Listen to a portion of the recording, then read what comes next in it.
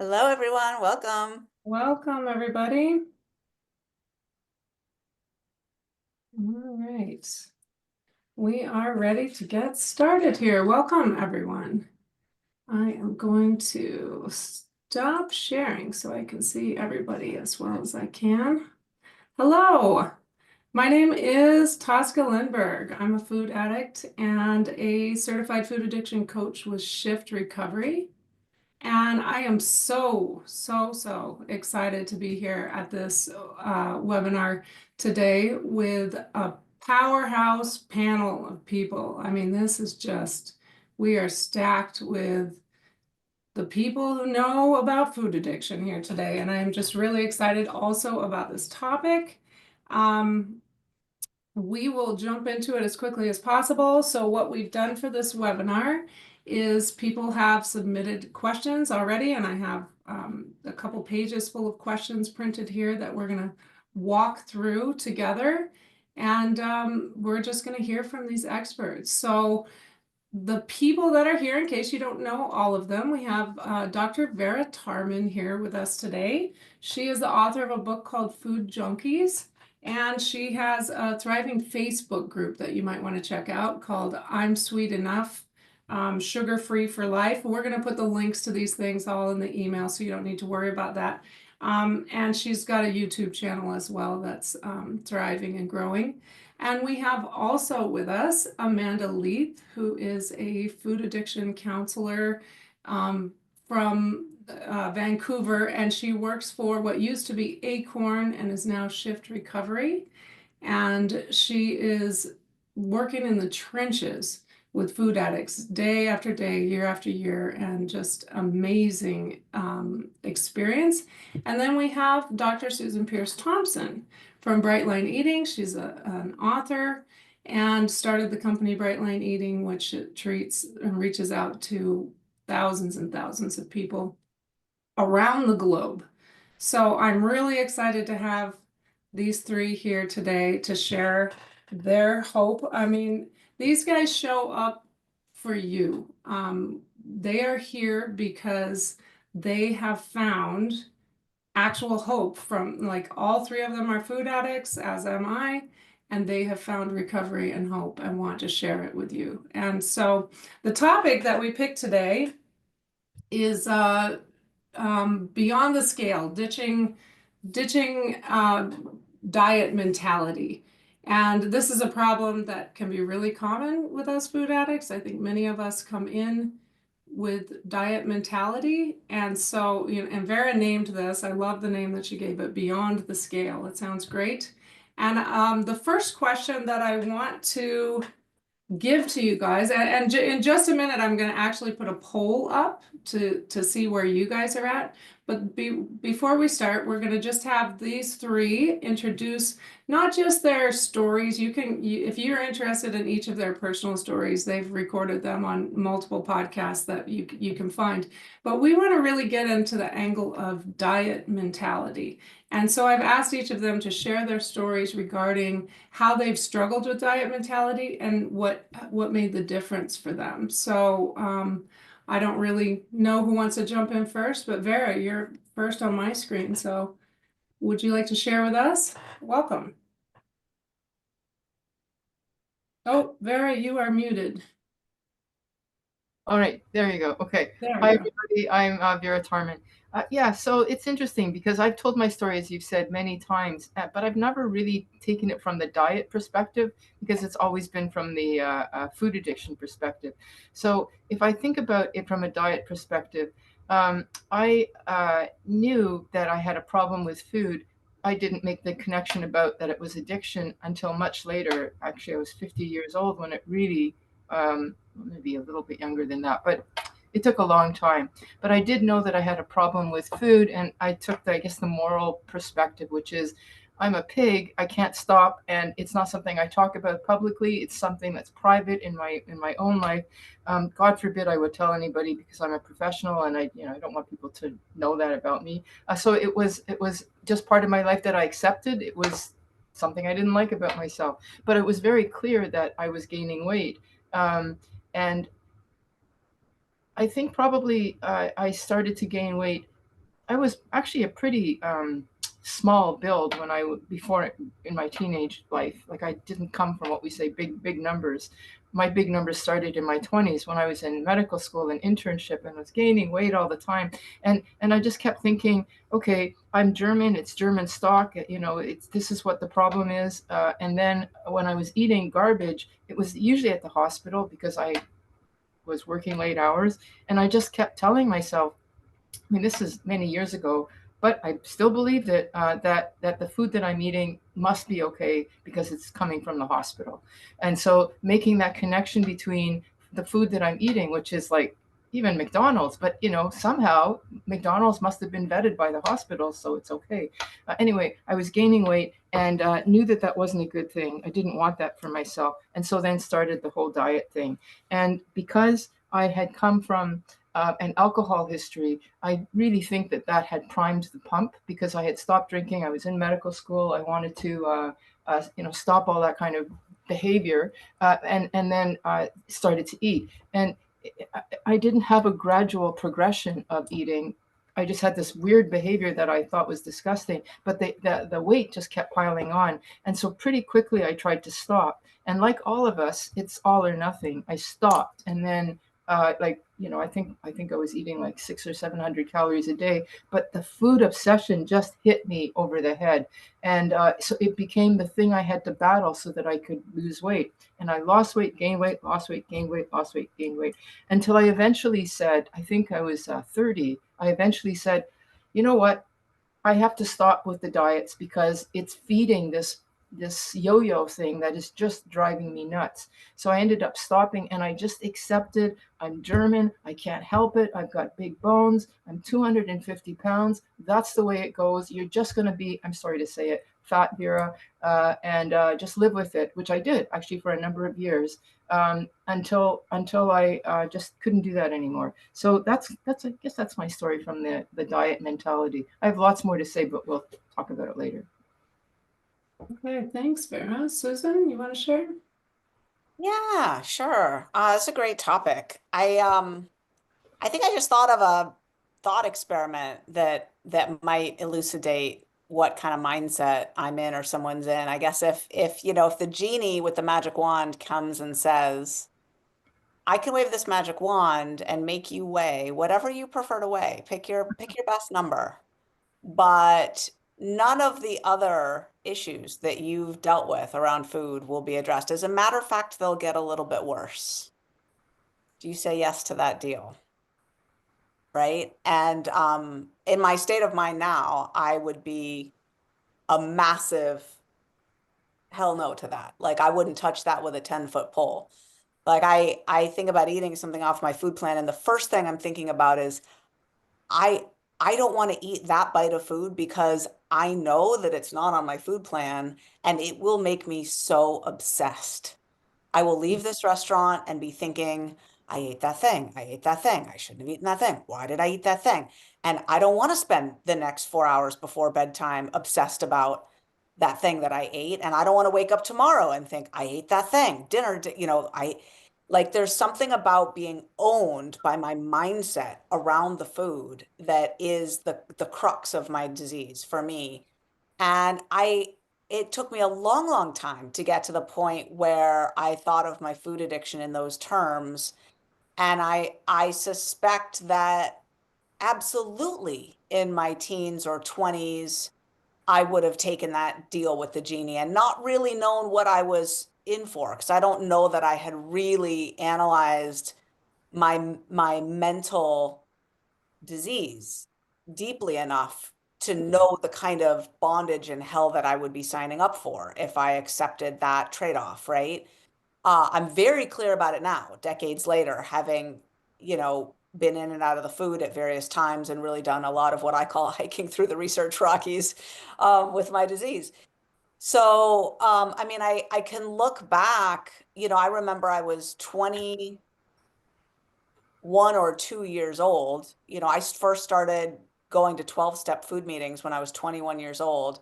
And I remember a woman pulling me aside after a meeting and suggesting lovingly that I might consider the possibility of abstaining from sugar. And I remember being horrified and insulted And I probably said something to that effect. Like what like I was so offended. And I must have asked like why she was giving me such awful advice. And she said something like, "Well, you were just sharing in the meeting that you were writing this research paper all through the night last night and that you sat down to write it with a box of brown sugar as a snack and finished the box." And she said, "I'm just suggesting that maybe that's not a healthy snack." And she walked away and she left me with that. And I was like, oh, so, there's weight problems and then there's food addiction problems, right? Like some people have weight problems. I have a food addiction problem that manifests also as a struggle with my weight. And I absolutely think that if you graft my awareness of my weight issue and my food addiction issue, it would be like a big X, where like my awareness of my weight issue was very, very high early in my life. And that has tended to become less important to me in later life.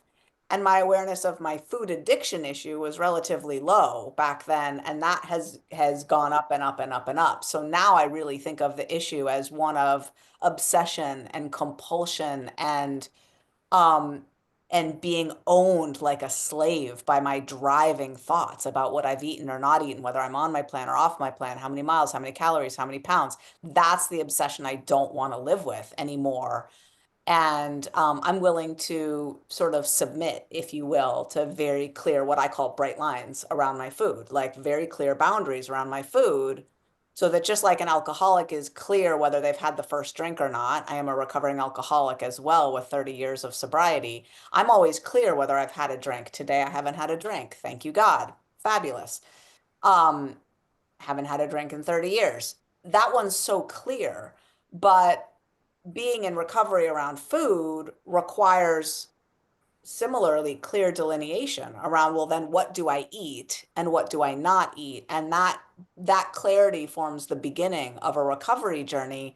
But then when the food is down, I realize, oh, my disease of food addiction manifests in all these other ways. It's really not about the food fundamentally. It's about so many other things. It's about emotions. It's about my relationship with my self-concept, with time, with other people, with stress, with fear, with resentments, like that's really the nature of the beast when it comes to addiction. So, yeah, I mean, I think that today, um, I'm just thinking about that thought experiment that I posed. Anyway, just suffice it to say, any genie shows up in my life and is willing to wave that magic wand for me, there's no number that would be an acceptable trade for me when it comes to just accepting any amount of additional food chatter in my mind. I don't want any more. Like I'm done with it. So that's how I think of diet mentality. Thanks, Susan. Amanda? Oh, thanks, Tosca. Um, I love that analogy, Susan, and that thought thing you just said. So for me, food and my weight started to be a thing when I was quite young. And it was all about the weight. And so my whole life was about, like Susan said, I was very aware of my body size. And I was also very aware that this body size wasn't okay. And so my whole focus was, how do I lose the weight? How do I lose the weight? Because that's my only problem. And once the weight's off, I'll be good. My life will be good.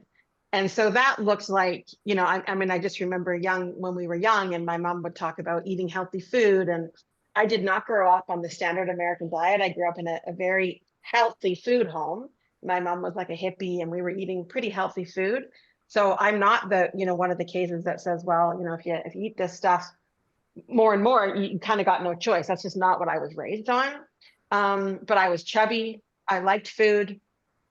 And I think the only time in my life when food wasn't a big deal was kind of the years when I found drugs and alcohol, and in my teens and early 20s, and food wasn't as much as a big deal. I was still overweight, but not that big. And then when I tapered off. I didn't get sober, but tapered off drinking and doing drugs for in my early 20s, my weight just went through the roof. And because my weight was my problem, I was head first into the diet world. And I spent hours and hours and dollars on trying to fix my problem, which was a weight problem. My medical team, my therapists, my personal trainers, my nutritionists, all the they're called fat camps or treatment centers that I went to. That's all what we were focusing on, was losing weight and getting healthy, you know. And so really I will just say again, all I can say is that's completely where I came from, was diet mentality. And all I knew was that everything I was working so hard to do clearly wasn't working because I was getting fatter and fatter and fatter and fatter. And it was not for lack of trying. I was trying, I was working so hard at trying, and I was doing so many things, everything that was suggested to me. But there was one problem. I couldn't stick to anything that was suggested to me. So I'd always walk away thinking, like, what is wrong with me? I'm weak. I'm not enough. Like, something's wrong with me. And I even had weight loss surgery, you know, like I did it all to lose weight. And I remember being in the doctor's office and they're like, oh yeah, and when you're done, you can eat a half a teacup of food. And I was just like, no problem. I'll be able to do that. Why I thought I'd be able to do that, I don't know. I'd been dieting at that point for 30 years. And I had my weight loss surgery, and the first 3 weeks you can only drink liquids. And I lost 25 pounds. And I was like, this is it. That's the most weight I'd ever lost in my life, even though I tried so hard. That was the only weight I ever lost with that weight loss surgery, because what I know now is that wasn't my problem.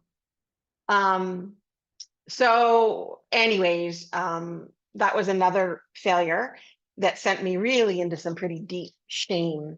And I couldn't accept it. You know, I just, every morning I woke up and was like, okay, today I'm going to lose weight. Today I'm going to lose weight. And then every day by the end of the day, I was stuffing food in my face. And none of the problems that I had, you know, obesity, high cholesterol, high blood pressure, diabetes, it didn't matter. You know, the doctors would be like, you're almost diabetic. Oh, okay. Oh, now you're diabetic. Oh, okay. Like I couldn't do anything about it. And so for me, my diet mentality went on. Even when I was in the 12-step rooms for drugs, alcohol, and food, my diet mentality went on until I actually got treatment for the disease that I had, which was addiction. And I had been getting treatment for all my secondary, for obesity, high cholesterol, high blood pressure, diabetes, depression. I'd been getting treatment from very, very well-meaning, qualified professionals, but I was just being treated for the wrong diagnosis. And so for me, my diet mentality changed when I got the proper treatment for what was actually wrong with me, which was my primary, which was food addiction. That's it. Oh, Tasca, I think you're talking, but you're muted. Somehow I muted myself. All right. Thanks for sharing that. That was beautiful. And I love, you know, for me too, I was able to transition from this weight loss mentality to recovery. And I want to make sure, I want to just steer the group for a minute just to a really important topic. I'm going to actually put a poll out. We have quite a few people on here, and we want to see where you are with this particular topic, but I want to put this next question out. I want to make sure that people realize that there's a lot of different confusing messages out there about what to do when people have issues with food. And is it actually food addiction? How can we distinguish if we need to do this kind of treatment that these three wonderful women are going to tell us about? Because you don't do this kind of thing unless this is the treatment for the disease you have, right? So right now I'd love to hear from the three of you in any order whatsoever, but what can help people distinguish if they are indeed food addicts, or how do you navigate the world of information out there about mindful eating, and there's so much different information. What advice can you give to people to navigate that? Well, Jump in, anyone. I can go. I have a really short quiz people can take. It's at foodaddictionquiz.com. Foodaddictionquiz.com. It's super fast and it gives you a number from 1 to 10. And, if you have a weight struggle, but your score is like a 4 or something like that, addiction's not the thing. Then you have a weight challenge. Um, Now, even people who are lower on that scale, the food addiction susceptibility scale, even people who have a score of 1, 2, 3, 4, 5, those people might still have a somewhat addictive relationship with food, as evidenced by a couple of symptoms here and there, like sometimes they eat more than they intended to eat, or they've struggled to reduce their food intake and not been successful long term at sticking with it, right? Like 1 or 2 symptoms. But when you start getting up into multiple symptoms of addiction, where the struggles to rein it in are really pretty intense, and it's really impacting other areas of your life, and your intake has increased more and more, and you know, uh, you're starting to maybe not function so well in other areas. Like there's a lot of things that can build up that signify a stronger addiction. And if you're scoring an 8, a 9, or a 10, nines and tens on that quiz in particular are the people that we see testing positive for food addiction on the Yale food addiction scale. Now you know that you have food addiction, and if you're what I call a 10 plus plus, like if you take that quiz, there's only 5 questions, and each question asks you to answer on a scale from 1 to 5, where like 5 would be pretty severe, right? When I take that quiz, I don't even have to think. I go 5, 5, 5, 5, 5, submit. And that's what I call a 10 plus plus. Like you're tapping out that scale. Like when you ask me, questions like when it comes to food cravings, like how bad have your food cravings been? Have they been really severe? Like, and I'm like, okay, my boyfriend once dropped me off at home, and we'd just been to Canada, and we got back to Rochester, New York, and it was like midnight, and I saw a sign on the New York State Thruway for a binge food. I got in my car at midnight and drove an hour back to get that food. The place was closed. God bless me. And then I drove an hour back home and went to the grocery store and spent $240 filling on my cart with food that there was not a vitamin or a mineral in that cart. And I'm checking out at 3 in the morning now because now I need my fix, right? Like that's a craving, right? That's not a that's addiction, right? So anyway, there's a simple quiz you can take, foodaddictionquiz.com. And, you're going to be looking at things like cravings, withdrawal, obsession, things like that. But that's what distinguishes addiction from other types of issues. It doesn't require throwing up. It doesn't require food restriction. It doesn't require a weight issue. You can be slender and running 10 miles every day to justify that half a cup of non-fat, sugar-free frozen yogurt you're going to allow yourself, but you're thinking about that half a cup of non-fat, sugar-free frozen yogurt all freaking day, and then you're going to run another 10 miles at the end of it. That's addiction, right? It's the obsession, the compulsion. So that's what I would say. Thanks, Susan. Anyone else want to chip in there? I'll jump in. The people that I'm an addictions physician, so the people that I see, the topic of addiction is already on the table, and whether they're seeing me for another addiction and then we talk about the food, or they're seeing me for food addiction, it's already on the table. And usually I see people who are pretty end stage. So it's really, in my case, it's a formality. I'm not aware of the scale that Susan has brought up or the ease of getting that, that's good. I would use the sort of 20 questions of food addiction that one of the 12-step programs proposed. And then, of course, using the Yale food after that. But usually people already came and intuitively had a sense. And then it would be a question of, because they're not seeing me for weight loss. Weight loss is part of the problem. That might be why they're there, but they know that it's that there's a problem with the fact that they can't control their eating, and that's usually what we focus on. So I don't have to worry so much about that. I don't know if I have much more to say. I think that when somebody says where the muddiness is when the person says, really, do I have to stop? Because we're going to be talking about treatment. And then, the question is, okay, maybe you don't have to stop if you're not a food addict. Maybe you can just moderate and cut back and lose weight that way, since that's the presenting problem. And then I can say, you should stop, or just do the research and find out for yourself. Usually it becomes evident when the person can't moderate. And then it's like, okay, I think there is a problem right there. So I guess that's all I've got to say about that.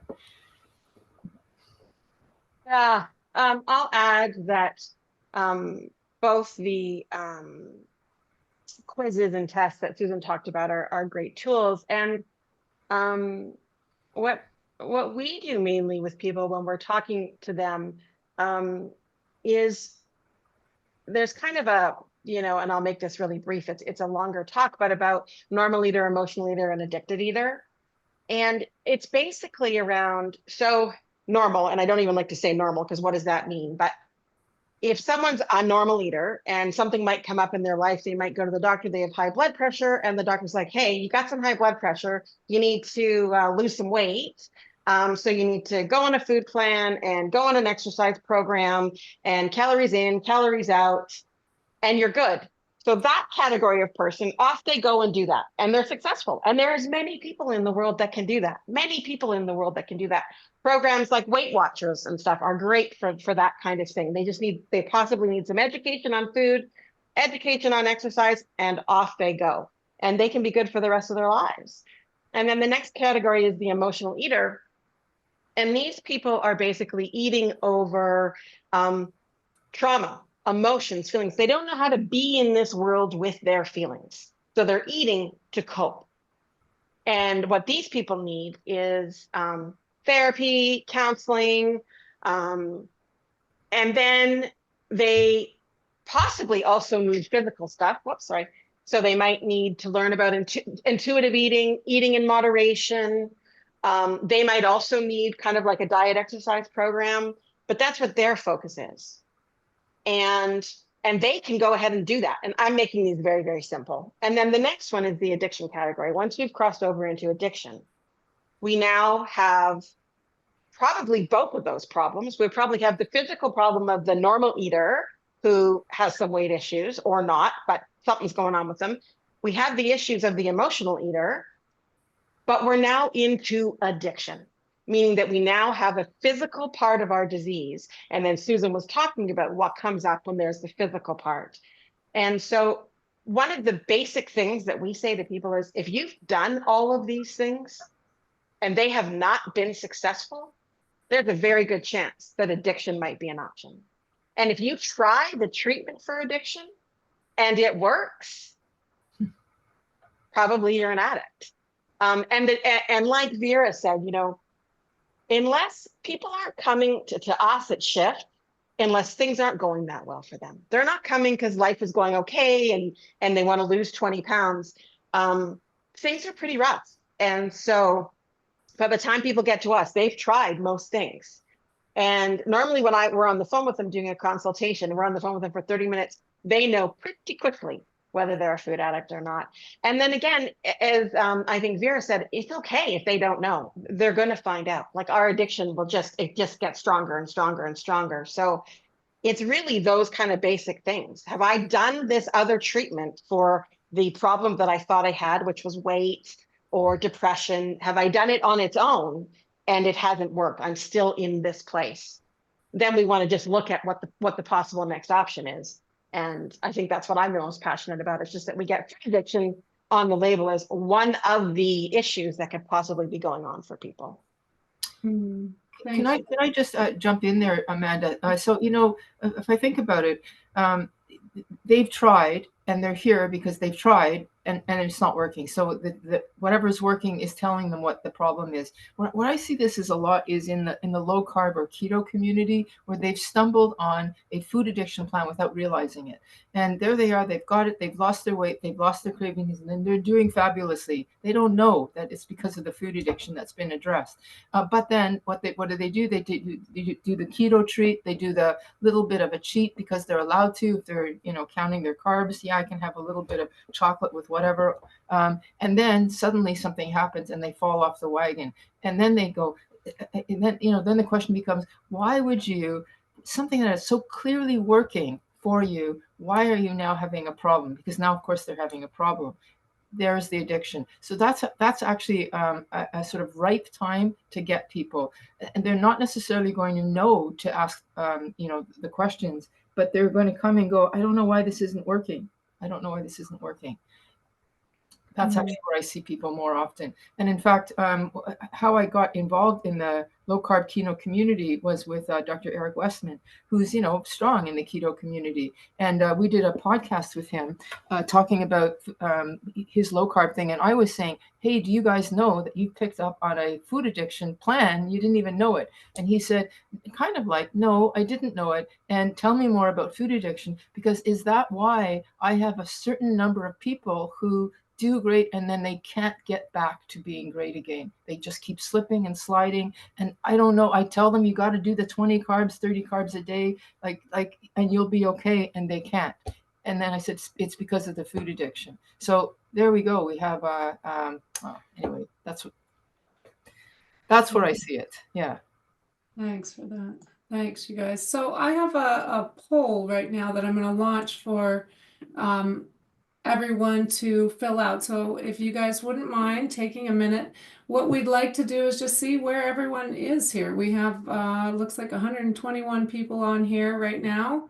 And if you would just answer one quick question, we could get a grip on what kind of people we have here with us today. And it really is an interesting, challenging question. And it's kind of the crux of the matter, I think, because once we really understand if we have food addiction, then we become willing to take the treatment that actually works. So I will leave that up for a minute, and people can't see the poll. Oh no. Let's see. Relaunch poll. Let's try that. On my screen, Tosca, yeah. There we go. There we go. All right. Now it's working. I must have hit end poll somehow. Look at all that. I don't know. I don't know if everyone can see the numbers rolling in like the co-hosts can, but No, I think just we can. yeah. Everyone else see that? I'm curious. No, other there's people can't see no- it. So we got to end poll and then share the results for them to be able to see it. Yes. Okay. All right. Well, I will hit end. Everybody looks like everybody's in right now. So here's the results that we had. Can you guys see that?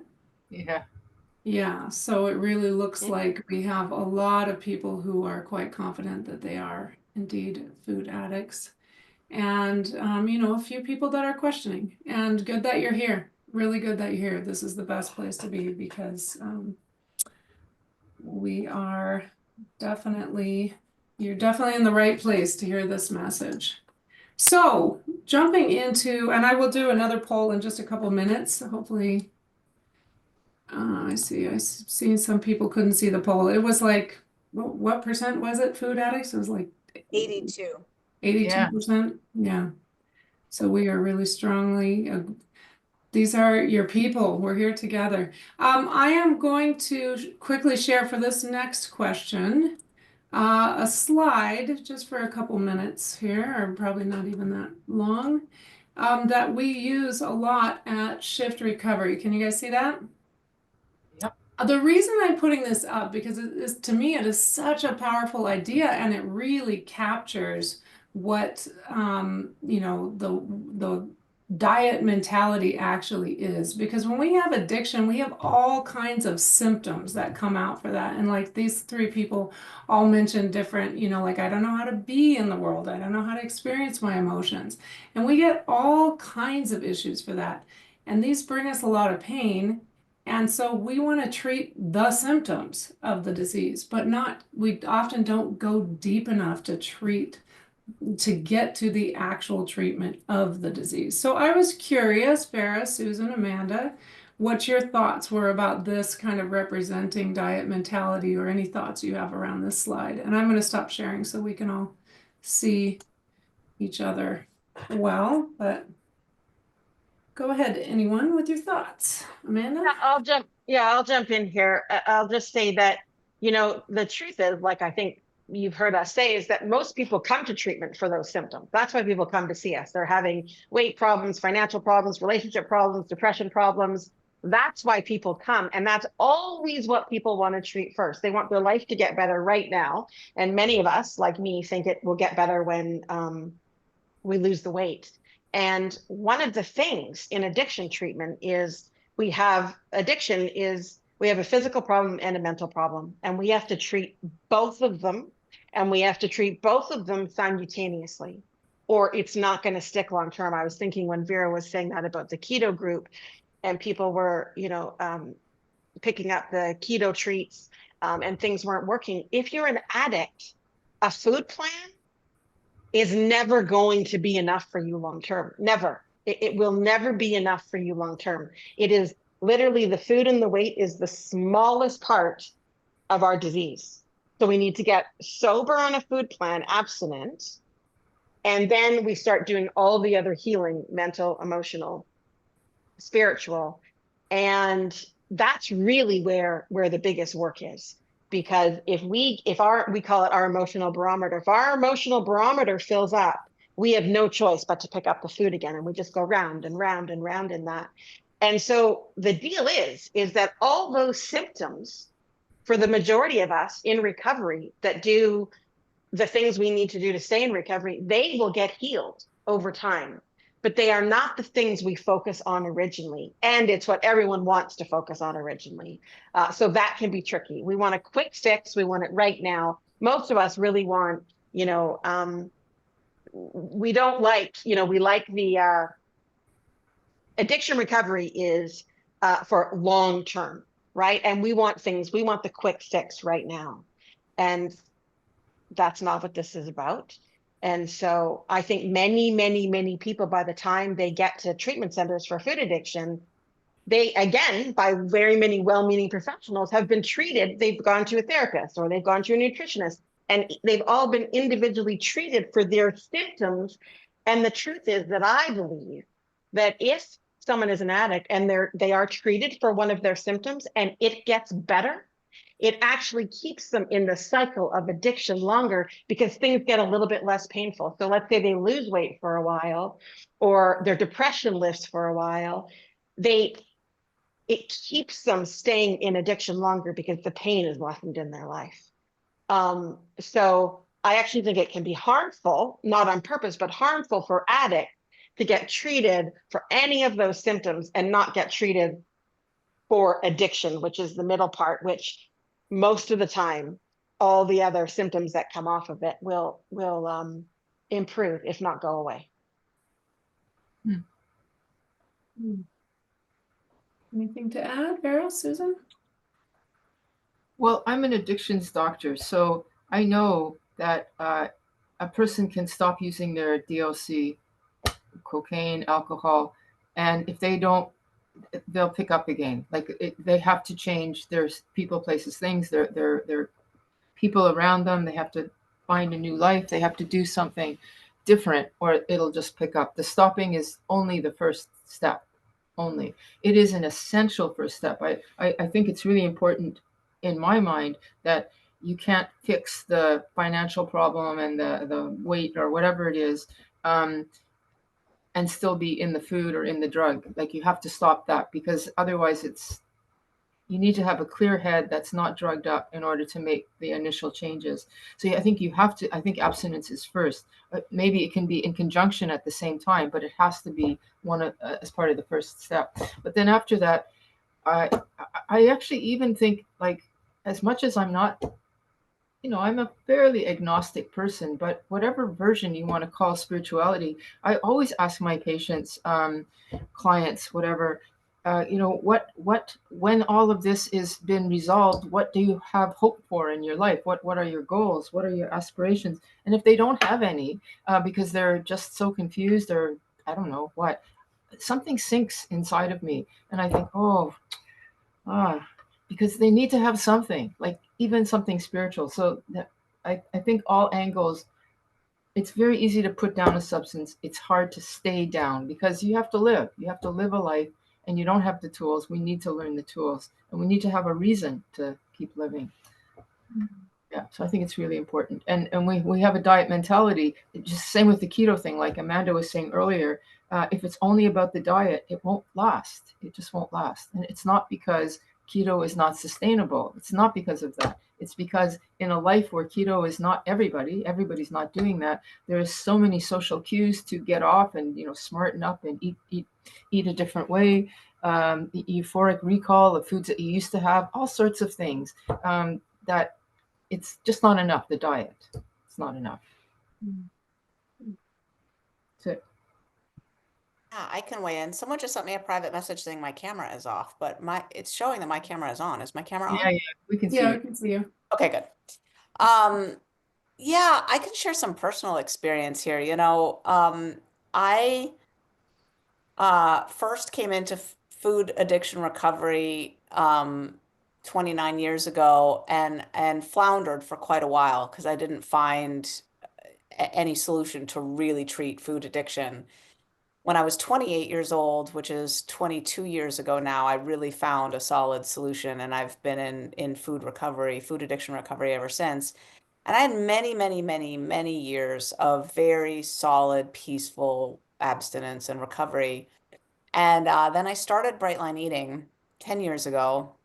I didn't mean to start what it's become. I was trying to write a book. But anyway, it exploded really fast. Like I started this email list and suddenly I was like, it felt kind of like drowning in professional obligation. And I had three little children and I was traveling suddenly a bunch for work and my my life just got so lifey. It just kind of galloped ahead.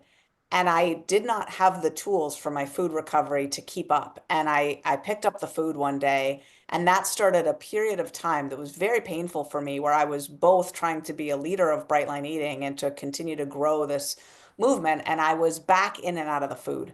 But I was releasing a weekly video blog, which I've been doing now for 9 years faithfully every Wednesday. And so I was getting on camera and talking about food addiction recovery. So I couldn't get fat. I was very clear that I could not gain weight. There was a lot of pressure to not gain weight. And so I would binge periodically and then get right back on my food plan.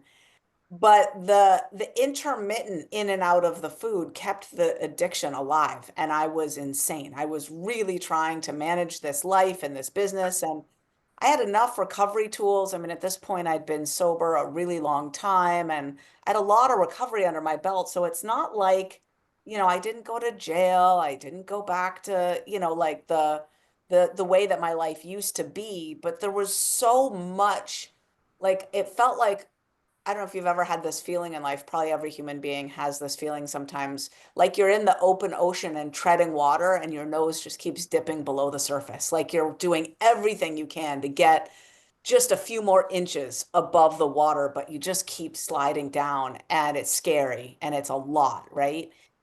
And what happened was because of my professional success, people started to treat me differently and I stopped really leaning into people in a recovery way where I'm an addict, you're an addict, we're supporting each other mutually, and it goes really deep.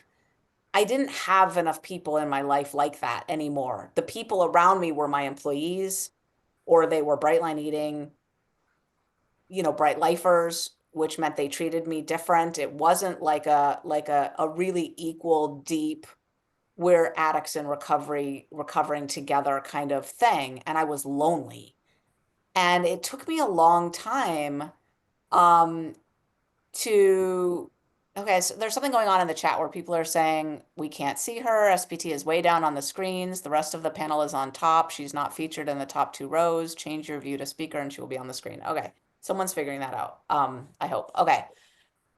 I just want to share in relation to the PowerPoint slide we all saw, right?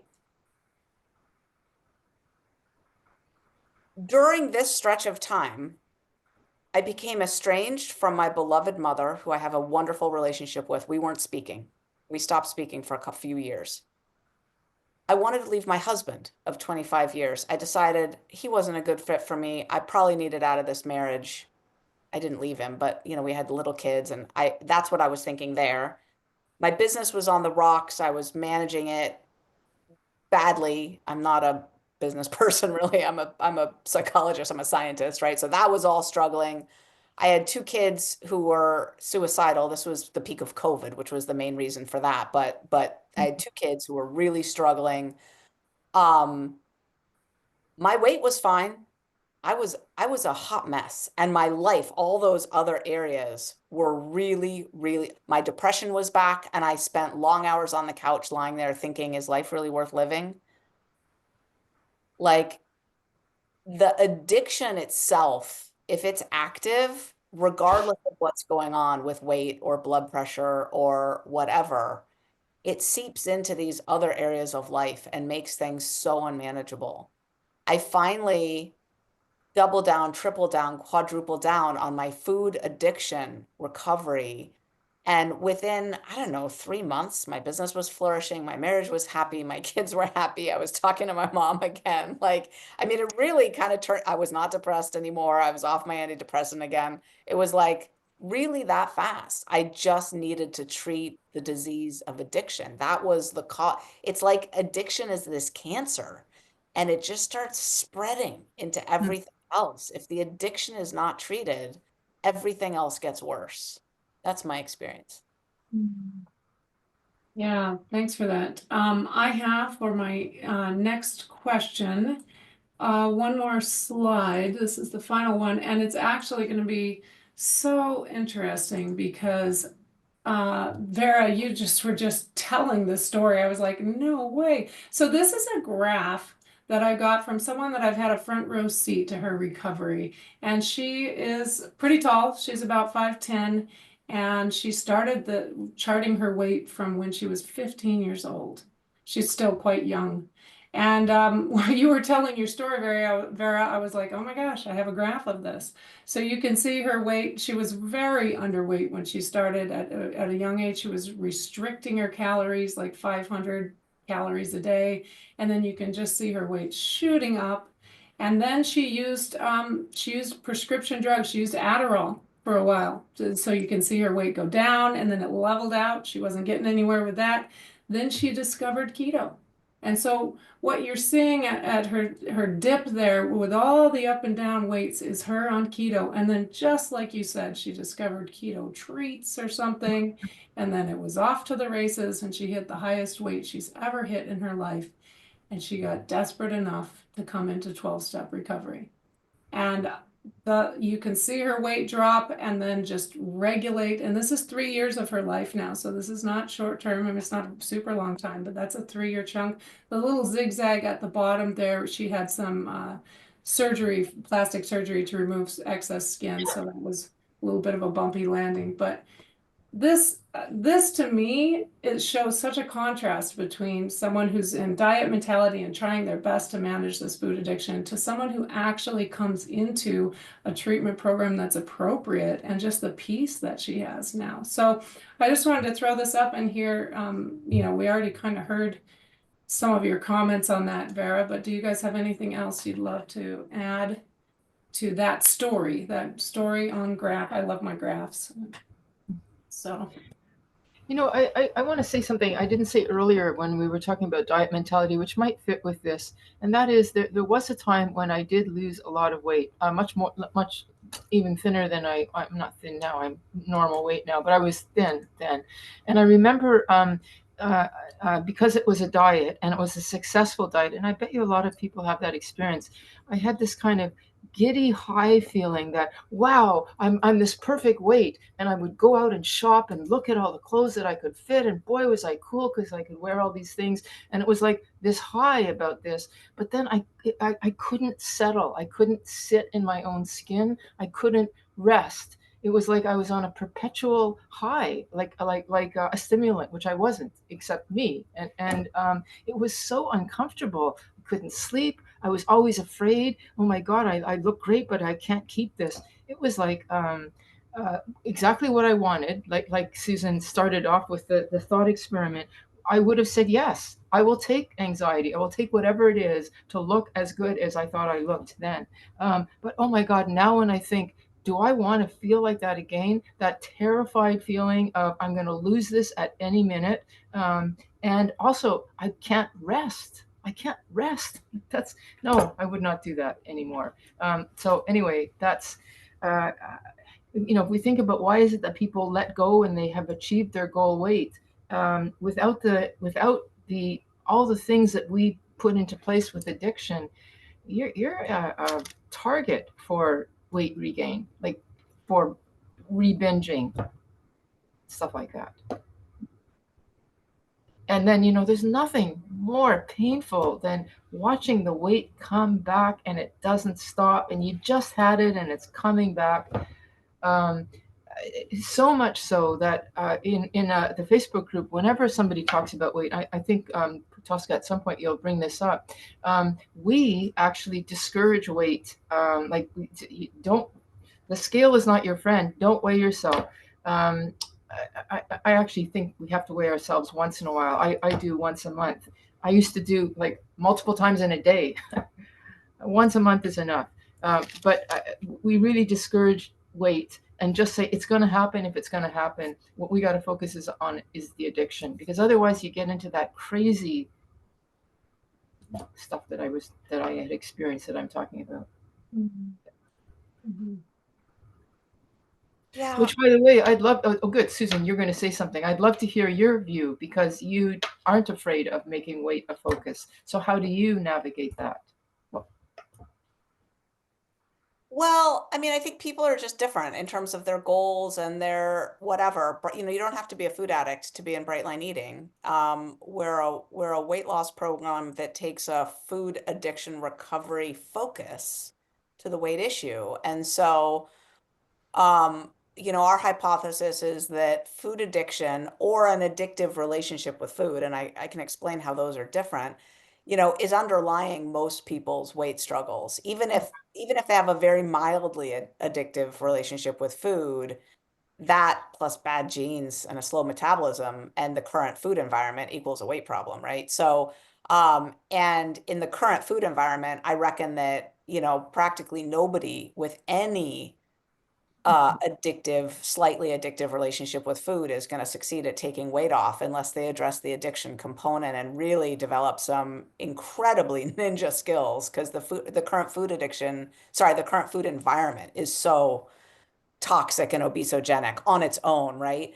But I guess what I wanted to say, oh, let me just backtrack and give the distinction between a food addict and someone who has an addictive relationship with food. Um, Basically, this is very interesting. It comes from the Yale Food Addiction Scale model and the model of addiction in the DSM-5, the American Psychiatric Association's big Bible of mental disorders, right? They've got a substance use disorder category in there. And if you look at how substance use disorders get diagnosed,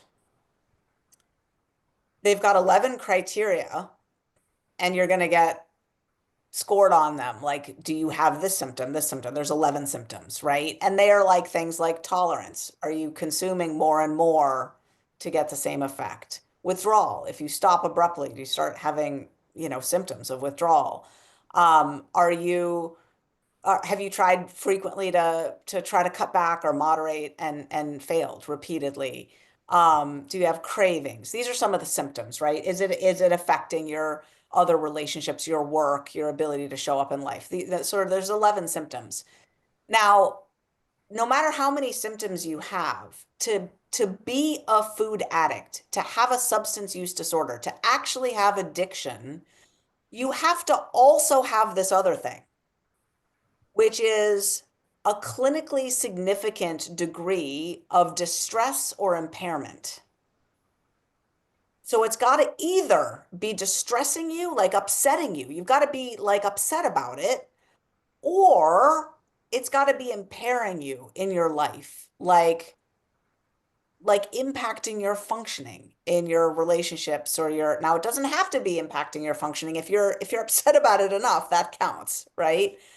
And if maybe you're not upset about it, but you're 800 pounds, you can't work, you're stuck in your house, okay, that's impairment, right? So you have to have a clinically significant degree of distress or impairment to qualify for addiction. So, if you don't have that, you can have any number of those 11 symptoms, two of them, three of them, whatever, and you have what I would call an addictive relationship with food. You're not a food addict if you're not distressed or impaired to a degree, to a significant degree, but you could have an addictive relationship with food. What I think about that weight graph is it's completely ambiguous because it could mean anything, right? It could not be about addiction. It could be about someone had a relationship with prednisone and they went on and off prednisone over the years and they had a crappy metabolism. And, there were some times when the steroid made them gain weight and maybe they were on an SSRI too and they gained a bunch of weight and then they, what got off it. And it could be that there was no addiction in the mix at all and someone's weight could be going up and down. I mean, it's not that likely, but you could paint a story, right? So what I'm really interested in is the human drama behind those numbers, like what was going on for the person. And the story that Tosca told was illustrative of addiction, right? But, someone's weight graph could be like this, at 5 foot whatever and totally slender. And there's so much addiction. Like the sickest food addict I ever met was this woman who was a bit of a thing and had never had a weight problem. And she was wanting to die and she was locking herself in a room. And we were in her apartment and we were in Sydney, Australia, literally banging on her door, wondering if she was dead or not from suicidal ideation from the way that she ate. She would lock herself in a room and eat and eat and eat and, come to 12-step meetings crying.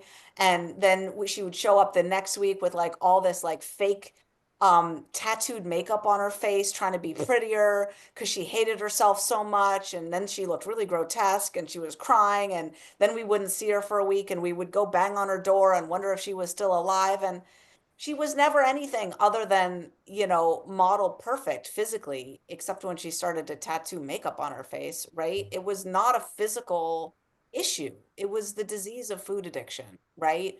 And so the weight graph to me is kind of like, yeah, whatever. But like I want to hear about the torture and the like the obsession and the addiction is the piece that for many of us is driving those ups and downs. But the weight is not the thing. So yeah. Thanks, Susan. All right. We have a second poll I'm going to throw up to see where you guys, oh, I need to click on that. To see where you are at with your recovery. So I'm going to launch this right now and hopefully it works. Yeah. So just take a second to answer which of these best describes you and your recovery. Very interested in this. Oh, we've got people rolling in. Wow. It's like quite a mix. That's very interesting.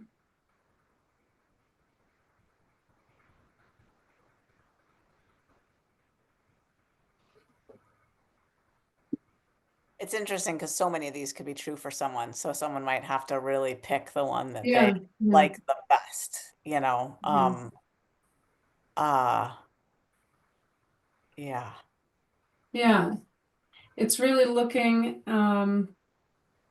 yeah, maybe there wasn't a choice that you totally identified with, but it's very interesting. I'm gonna share it. It looks like we've got probably quite a few people done.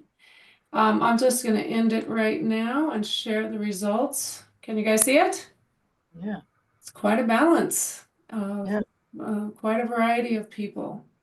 And not too many people that have never tried, so that just goes to show, boy, I have to say, us food addicts, we really try hard, don't we? I know I tried so hard to find ways to solve it. And a big mix of people who have struggled in a variety of places. Um, Trying to follow an abstinent food plan, but not being able to stick with it. Experiencing some food sobriety, but never really getting rid of the cravings. And then some people had some good sobriety, but they relapsed. And then other people, oh, it's down below. Other people have long-term sobriety. So that is very beautiful. All right. It's good to know our crowd here so we know who we're talking to. So I have some questions that people submitted in advance, and I see that we are down to about 29 minutes left. So let's see if we can get through some. Well, Jessica, can I raise a question sure. based on the poll? And actually, Susan will probably have a good answer to this. But what really is clear is that in our poll is that a lot of people have tried and are still struggling, and maybe even relapsed a couple of times. So, it might be worth having a little conversation about relapse and how easy it is and how do we address it. Is it something? I mean, I'm somebody who is pretty back-to-back abstinent, but I've done a lot of my relapsing before. Like it's kind of like I don't want to go there no matter what. But a lot of people haven't had that history. So what is it? What's the secret sauce of sort of abstinence, long-term abstinence? And Susan, your book, Resume, you talk about you gotta be flexible a little bit. Otherwise, well, I'll let you speak for yourself because I think that you have a good approach. That might be interesting compared to Amanda's approach. Yeah. Yeah, I mean, I think there's a lot of overlap. Amanda and I come from a very similar background and have a very similar approach in so many ways. I think if anyone out there is really wanting a deep dive on relapse, what it's about, how to get back from it, after those years that I was talking about where I was in and out of the food, I went in and out of the food probably 100 times in those years, and then have utter peace. Thank you, God, now. I would say read the book Resume. Like I really put it all in there and I think it's really helpful. But it does take you gotta have cushion between, like, life is gonna get lifey. So there's gonna be a sine wave of like things are gonna feel like they slip sometimes and you're not meditating every morning like you'd like to or whatever. And if you look at the word relapse, right? Look at it. Relapse. Lapse again. It's a little period of time where things are off a bit. And if you're running it so close to the bone that your sine wave goes down and that plunges you back into the food, you never had enough cushion. Your sine wave's got to be up here. The danger and destruction zone's got to be down here. And you got to be like up here with your sine wave, right? And there's ways that you build cushion into your life. It's all about having essentially your support bar higher than your stress bar. I had a very stressful life. So what I ended up having to do was put my support, like I had to put myself in the ER, basically, like just put my support bar way, way, way up high and kind of make food addiction recovery my first, second, third, fourth priority for a little while. And then it was my children, my husband, my business were, because look at the results. My life was a mess. If I didn't do that, everyone was getting the worst of me all the time. So I had to prioritize recovery. And I think depending on how much food addiction you've got on board and whatnot. But anyway, that book is all about how do you do that? How do you raise the bar high enough so that there's enough cushion? And there's a lot to it. But anyway, thanks. Yeah, I mean, I would say exactly what Susan is saying in that to me is the whole recovery program is that by the time we're picking up the food, we're already in relapse. We don't ever want to get to something going on in our life and the next action I need to take is to pick up the food because of it. Once we're there, we are long past the point of any return. If our only option is to pick up the food, we're done. We have no choice. We're back in the addiction. So we want to learn how we can be in life that, like Susan calls it, a cushion. We call it there's a room in your emotional barometer so that when big things happen in life, you have enough room that food isn't your only answer. Because again, once food is your only answer, you're done. You have no choice then but to pick up the food. And there's so many ways about how we can live our lives today so that tomorrow my answer isn't the food, no matter what comes my way. And life does life. Oh my gosh, life can be really hard. And I don't say that when we're recovering, life is fairy tales and roses and unicorns. We're still living life. And so if I've used food to cope most of my life, I better figure out some new ways and practice them. And what we say is this kind of idea of surrender.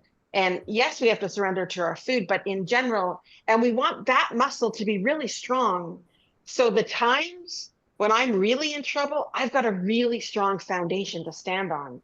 And that looks like all of the tools, like our spiritual, mental, emotional, and there's things we can practice every day that become part of our lives so that that's my cushion. And I'd way rather I'd rather jump 5 feet over a cliff rather than, just cut it short at 3 feet and maybe jump in. And so really that's what the majority of the program is. Once we're physically sober, the whole recovery program is on exactly the cushion that Susan was talking about and how we get that cushion and what we need to do to stay in that cushion. Oh my gosh, if I didn't have some sort of cushion, I would have been long in the food. And I know that by the time I'm there, I'm done, and I've only got 10 years of back-to-back abstinence, which may sound like a long time, but it's not. It's young in a lot of ways. And every day I have to make sure that I've got enough cushion so that tomorrow, if something major happens, I'm not going to pick up the food. I had a really hard morning this morning. I felt really down. I was sad about an interaction that I'd had. And I need to be a lot of room so that food isn't my only solution. Because once food is my solution, I'm done. I need to have a lot of other solutions before food to keep me safe. Yes, Vera. Yeah, I just wanted to jump in on the keeping the cushion. The cushion doesn't have to just be a stressful event. Like for me, to be too hungry it penetrates my cushion. My cushion gets a lot less, which is why, as much as I know the value of intermittent fasting and all that sort of thing, I could never do a 16. 8, I think it is. 12 and 12 is good with me, but not more than that. That's going to deflate my cushion considerably. It doesn't have to be something big. You just have to know where your stress is. Because for me, being hungry reminds me of restricting and starving and all that stuff that I did to reach that amazing weight that I had once. I don't want to go there again. And another one that will deflate my cushion is looking at the scale and going, oh shit, it's a 3-pound weight gain. That will deflate that cushion significantly. So I don't do that except for once a month. And I have a sponsor or somebody to help me with the consequences of the up or down. So anyway, I just want to say, it doesn't have to be a big thing. It can, you know what your triggers are that will, I just don't do that stuff because I don't want to risk. Yeah. I just want to say thank you, Vera, for saying that. And not only does it not have to be a big stressful thing, we also talk about it being too exciting, too any kind of big thing, big emotion, even great excitement and celebration can bring it on. So thanks for that point, Vera. The other one I'll just say is being tired. Being tired can be a really big one for people too. So yeah, great point, Vera. Thank you.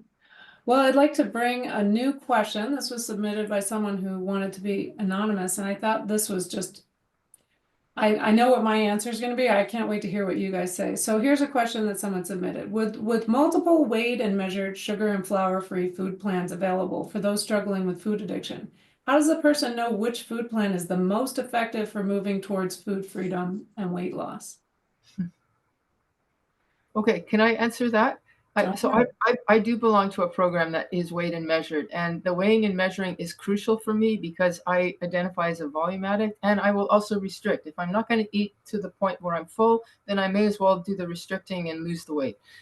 So even though I don't want to think that way, it's still there in the background, I guess, doing push-ups. So the weighing and measuring is there. Now, I belong to a particular program that tells me what I can eat and what I can't eat. And in some level, I have to roll my eyes at some of their demands because I go, oh, for God's sakes, I can't eat that. Or in another fellowship, there's no way I can eat this.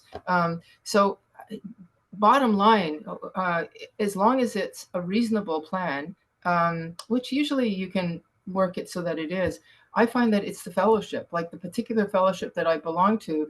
I'm willing to put up with what I think are sometimes stupidities because I want the fellowship. I want the support. I need that. And I can't weigh and measure out there in the world just Vera because Vera feels like an idiot carrying a scale into a restaurant. But when I can go to my fellowship and say, I went to an Indian restaurant and I had to ask them for light because it was so dark and I couldn't see the scale, like I feel stupid. But they all laugh, then I laugh, and we just move on because I need that scale and I need that fellowship. So to me, it's not just about the food, it's the fellowship. There you go. Yeah, I got some thoughts on this. I heard Vera say a few things, and then essentially the food plan's not the thing. Um, However, I do think there are some features of a food plan that are critical.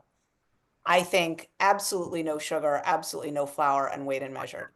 I think those are foundational. I would also say that where I see a lot of food plans go astray is including any artificial sweeteners whatsoever in them. I think those are a big problem for people. They affect the brain not just like sugar, but they're worse in a lot of ways. They attack other pathways in addition, including the gut microbiome. There's a lot of problems with it, but artificial sweeteners are a big problem. So I would say that. I have become more convinced, and I know Amanda's Food Planet Shift Recovery has 4 meals, and I've become more convinced over the years that for someone who's got a very bad binging problem, a fourth meal is really helpful to stop the binging. And probably a little bit more food than the Bright Line Eating weight loss food plan, more like a Shift Recovery by Acorn food plan, like just not no stevia. I saw stevia in there. No, no stevia. Um, Someone put into the chat. Nope, no stevia, no honey, no agave, no stevia, no truvia, no sucralose, no none of it. Nothing added to your food to make it sweeter. I would also add that a roughly balanced macronutrient plan, I think, is important. Me personally, I'm not a fan of keto for food addiction recovery. Here's why. Because there's 5 independent appetites in the brain. An appetite is a driver to eat. And the top 3 are protein, carbohydrate, and fat. And then there's also calcium and salt. If you're not getting any of those macronutrients or micronutrients, your brain will drive you to eat. And I see people on a keto plan binging on carbohydrates frequently and intermittently. Often they're not eating enough carbohydrate to just meet basic functionality, and the brain knows it. And so they're driven to eat. So I would say you want a food plan that's got a range of categories like protein, fruit, vegetable, fat, grain, those types of foods, so that it's roughly balanced. And then I would say discrete meals, no snacking. You don't want a food plan that just says, oh yeah, well, just, eat this and then eat as many baby carrots as you want, right? Because addiction exists in 2 categories, the substance addiction to the sugar, the flour, the alcohol, no alcohol, sorry, no alcohol. Um, the substance, but then also the process, the behavior of eating. So we've got to break ourselves of that crutch of I'm putting something in my mouth because I feel uncomfortable. I'm putting something in my mouth because I'm an addict. So I would say those are the foundational things. And then also just be careful about extra oil and extra sauce and things like that. They really do drive up the reward value, sort of the light up my brain kind of value of the food. So if you're really saucing up and oiling it, like for example, there's a big difference to the brain of, tossing Brussels sprouts in a lot of olive oil and then roasting them, for an hour until they're crispy versus taking a bunch of Brussels sprouts and just, steaming them in a pot for a while and then measuring out your Brussels sprouts. Those are night and day when it comes to addiction. So really look at your preparations and how much you're triggering sort of the yum yum gotta eat more. Like I could eat 4 pounds of Brussels sprouts cooked like I just described, and I'm not even kidding. Like I really could, right? You give me steamed Brussels sprouts, I'm way more content with my 6 ounces. So yeah, I guess those are my thoughts on a food plan. Amanda, over to you. Very similar to both of you. And so people always want to talk about their food plans. They want to talk about, they want to negotiate, they want to, and here's, Tosca said it too. There's a couple things. First of all, the main things, I don't think Vera, Susan, or you will get us to disagree in that the food plans that I see working for long-term food addicts in recovery have kind of 4 main things. And then there's a couple other things that happen. So it's sugar-free, flour-free, weighed and measured, and alcohol-free. And then there's any sweeteners at all. Grains can be an issue. And then we always say, if you have your own particular foods that are a problem for you, be careful of them. Like sometimes we've really watched people with like combinations, like crunchy, smooth, sweet, salty. So we always say to people in your first year, just cut out the things that can be highly addictive. And we find those to be, but here's the thing.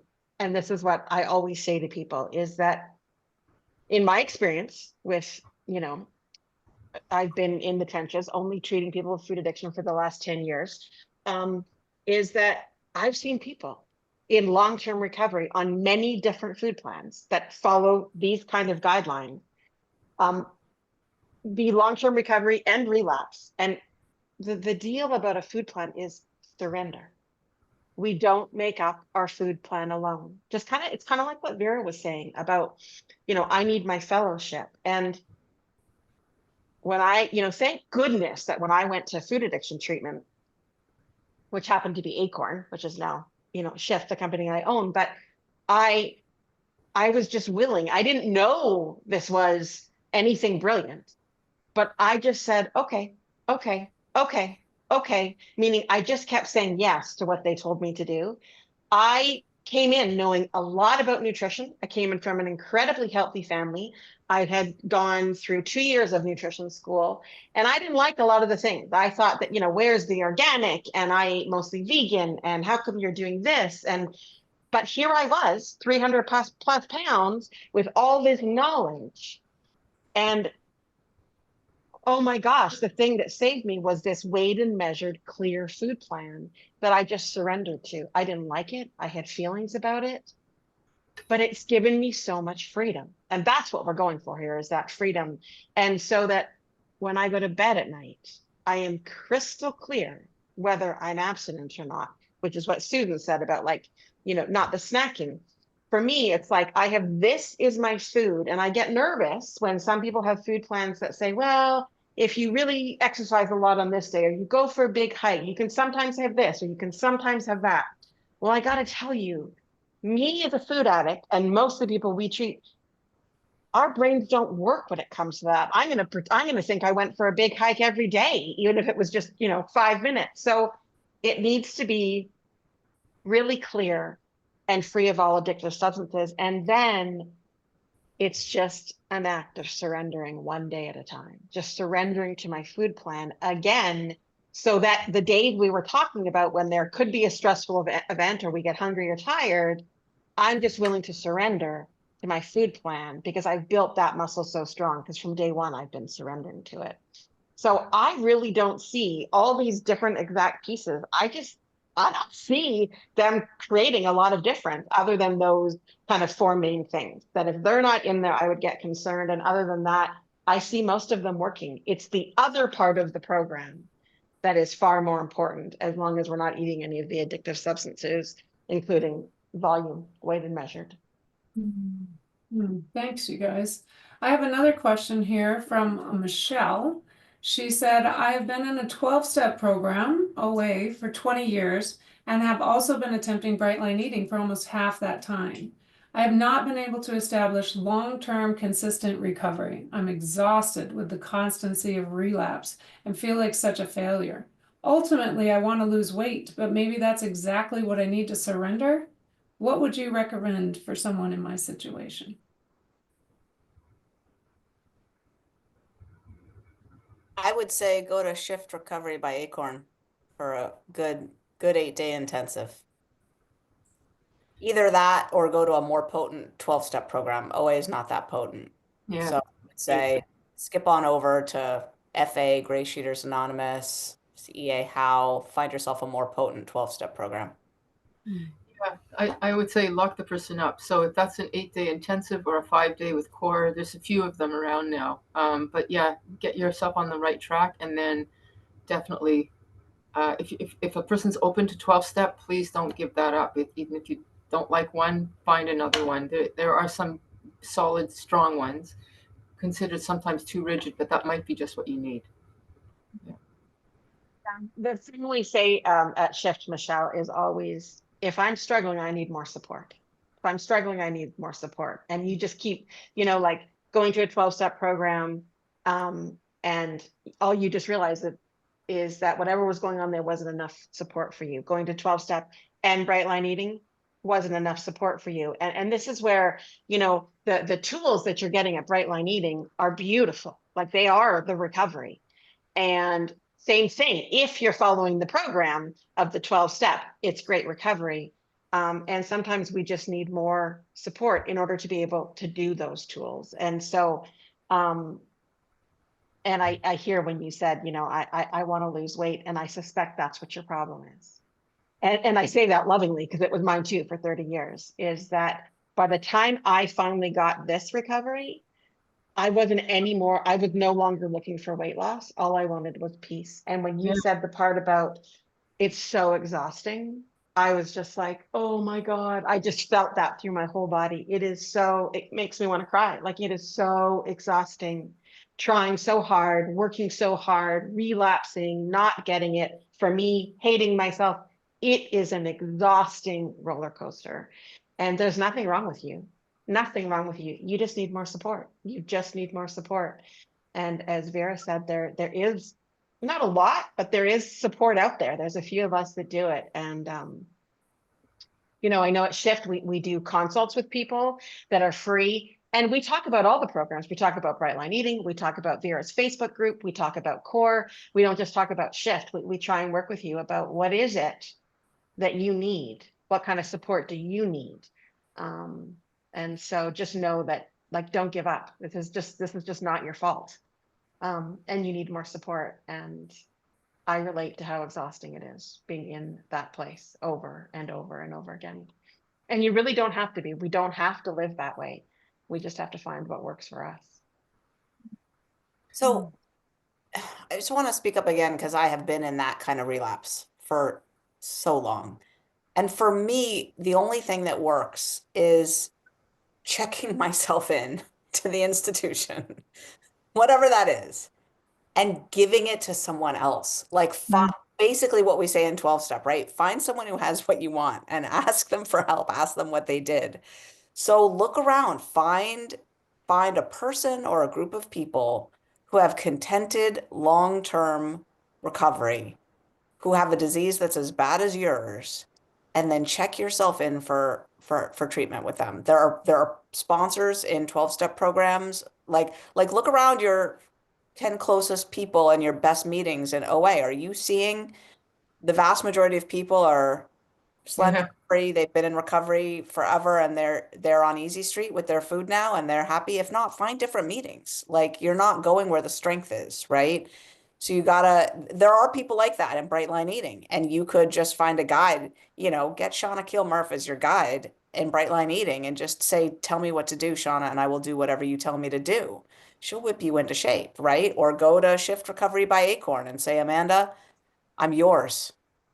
I need recovery. Help me, right? So there's any number of places you could find it, but I think it says in the Bible somewhere, a tree by its fruits, right? Like you know that someone has recovery because you can tell, right? Vera has recovery, Amanda has recovery, Tosca has recovery, I have recovery. There's a peace. There's not a lot of weight struggle anymore. They have a level of addiction that you can relate to. You gotta apprentice yourself to someone like that and get them helping you daily, like Mhm. in the trenches. And you got to be willing to do whatever they tell you to do, including letting go of probably there's 5 or 10 things you're doing that are based on self-will that are continuing to keep you stuck, and you got to let them go, whatever they are. I haven't coached you personally, so I don't know what they are, but it's a matter of letting go of whatever you're attached to and then just going where the strength is and doing it differently finally. Yeah. Boy, do I want to just keep this thing going, but we are out of time. Can you believe it? It's been an hour and a half. Um, I want to let you guys all go with the idea that that these three women that came here today came with from very different places and just with this unified message that recovery from food addiction is much more than a food plan. And I think that came through very loud and clear. And that each of these three have have different places that they're working in order to really help you guys. So please reach out for support. When we send out the follow-up email with the recording link, the links for all of these resources will be there included in that email. And one of the main things too, I'm going to throw this up on the ship. I see milestones in recovery was brought up, and they also are basically any group that's out there with that does food addiction treatment, not just a food plan, but treatment for addiction. These are the things that you want to look for. So I threw up the link for the consultation with Shift. This is a free 30-minute consultation. And I would encourage you guys to check that out. That's an easy resource to use. And we talk about all these things. So all of these guys are going to be, all their resources are going to be at your fingertips, and make use of them because that's what they're there for. So you guys have any quick parting words? We've got 3 minutes left. So what would you like to share as far as like going forward? Where's the resources for everyone?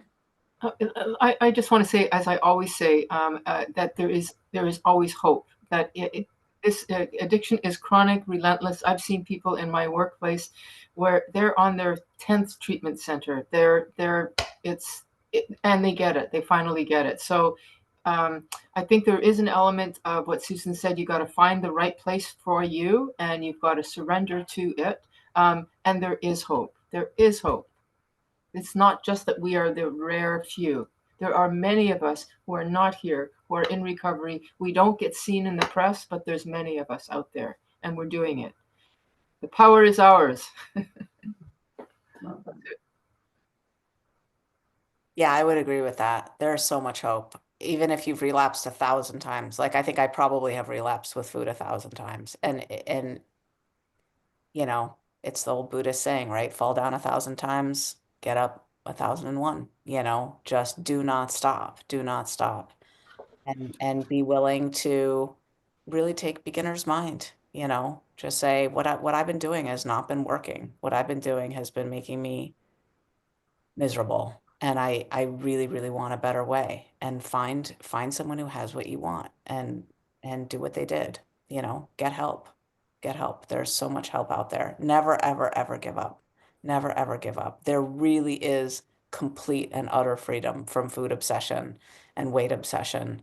It really is possible to just have this problem solved already and move on. It will take daily maintenance. Mm-hmm. It will take daily commitment and maintenance, but the problem itself can really utterly feel like not at all an issue 99% of the time, like just not an issue.